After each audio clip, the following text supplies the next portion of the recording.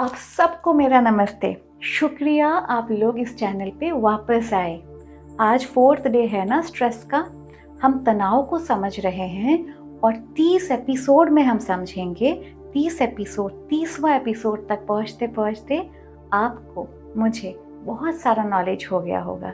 हमारे पास बहुत सारे टूल्स और टेक्निक्स होंगे जिससे हम घर बैठे अपने स्ट्रेस को हैंडल कर सकेंगे। तो आप तैयार हो?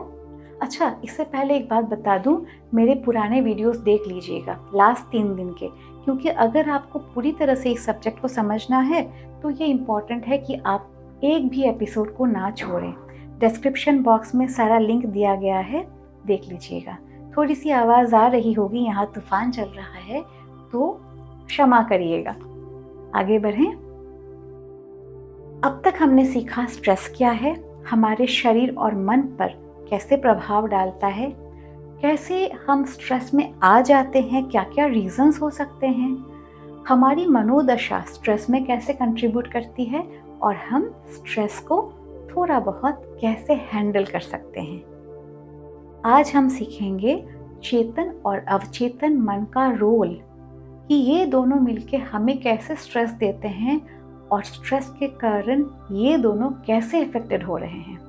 ये थोड़ा सा गहन है, ध्यान लगाएंगे तो समझ आ जाएगी। और यकीन मानिए, अगर आपको ये समझ में आ गई ना तो आप बहुत आगे बढ़ रहे होंगे और अभी से आपको फल मिलने लगेगा, अभी से आपकी स्ट्रेस कम होने लगेगी।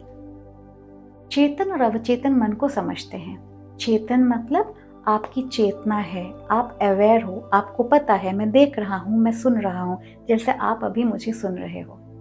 सबकॉन्शियस, अनकॉन्शियस या अवचेतन मन वो है जिसपे आपका डायरेक्ट कोई अवेयरनेस नहीं है।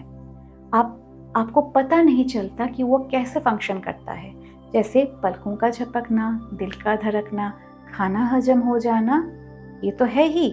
मन का कभी कभी अकारण उदास हो जाना और खुश हो जाना, ये सब कुछ सबकॉन्शियस माइंड या अवचेतन मन से हो रहा है। हमारे जीवन में सक्सेस पाने के लिए हमें ये जानना है कि कैसे अपने अवचेतन और चेतन मन को हमारे काम में लगाएं। आपको बताऊं, साधारण लोग अपने मन का केवल 5% यूज करते हैं और 95% जो अनकॉन्शियस है या अवचेतन मन है उसमें टैप इन नहीं करते। हमारे पुराने ऋषि मुनि उसी पर फोकस करते थे और जिन्होंने इस पे टैप कर लिया वो बहुत आगे जा सकते हैं। उसका रीज़न बताऊंगी। NLP एक ऐसी साइंस है जो आपके सबकॉन्शियस या अवचेतन मन में जाके उसकी वायरिंग बदलती है। अब आपको बताती हूँ कि कैसे समझेंगे आप कि कौन सा सबकॉन्शियस है और कौन सा कॉन्शियस है जब आप काम कर रहे हो। मान लो किसी से मिलने आपको जाना है, वो शहर से थोड़े से बाहर रहते हैं। आपका कॉन्शियस माइंड आपको रेडी करता है।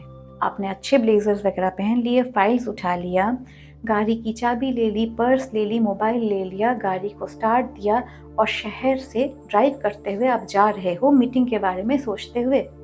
ये सब कुछ आपके चेतन मन का काम है। अब आपने सिटी लिमिट क्रॉस कर लिया और आपने देखा कि आप हाईवे पे पहुंच गए। रास्ते में बड़े भरे पेड़ हैं जिसमें फूल लगे हुए हैं गुलमोहर के, और आप एक म्यूजिक चला देते हो। धीरे धीरे आपका कॉन्शियस माइंड अपना होल्ड छोड़ देता है। आपका सबकॉन्शियस यानी अवचेतन मन आ जाता है सामने, क्योंकि तब आप फोन भी कर लेते हो, म्यूजिक को भी एंजॉय करते हो, दृश्यों को भी देख रहे हो, और कोई परिचित मिल गया तो उसको गाड़ी पे बिठा के उसके साथ बात भी कर लेते हो। ऐसा करते करते आप ऑफिस पहुंच जाते हो, अपना काम करके आ जाते हो। मतलब घर से लेके ऑफिस तक और बैक आपका दोनों लेवल का माइंड काम कर रहा था आपके साथ। लोग पियानो बजाते हैं, आपने देखा होगा, एक भी उंगली उनकी गलत रीड पे नहीं पड़ती। वो देखते भी नहीं है पर उनकी उंगली चलती रहती है, क्योंकि अवचेतन मन में म्यूजिक का इम्प्रिंट पड़ा हुआ है। अवचेतन मन ड्राइव करता है उंगलियों को चेतन मन से प्रॉपर जगह पे ये सुर में पड़ेगा। तो इस तरह से अवचेतन और चेतन मन काम करता है। हमारा आज का टॉपिक है स्ट्रेस। 30 दिनों तक यही टॉपिक रहेगा। चेतन और अवचेतन मन स्ट्रेस में किस तरह से रिलेटेड है। अरे एक विशियस साइकिल बना हुआ है, बहुत ज़्यादा ही इसका प्रभाव है।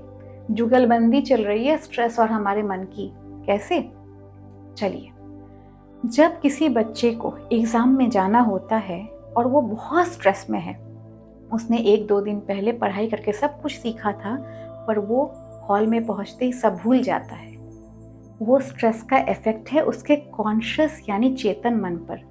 चेतन मन को पता है मुझे लिखना है, मुझे याद है सब कुछ, पर उसको याद आ नहीं रहा है क्योंकि स्ट्रेस के कारण शटडाउन हो चुका है, यानी लैक ऑफ फोकस हो गया। फोकस नहीं है, मेमोरी काम नहीं कर रही है, तो स्ट्रेस का इफेक्ट कॉन्शियस माइंड पे ऐसे पड़ा।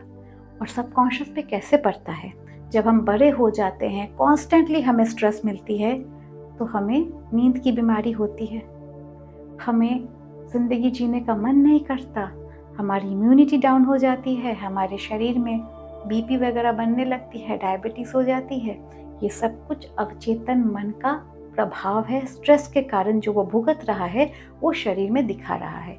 दोनों ही परिस्थिति में, चाहे चेतन हो चाहे अवचेतन हो, सफ़र हम ही करते हैं।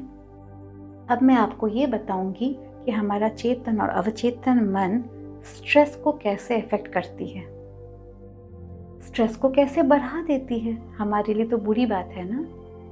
हमारे कॉन्शियस माइंड को मान लो ये पता है कि आज मैं किसी से मिलने वाला हूँ, वो व्यक्ति बहुत पॉजिटिव नहीं है, वो व्यक्ति शायद मेरी जॉब मुझसे छीनना चाहता है, वो व्यक्ति शायद मुझे डांटना चाहता है। मतलब हमने एक नेगेटिव इमेज बना ली है जो एक्चुअली है भी।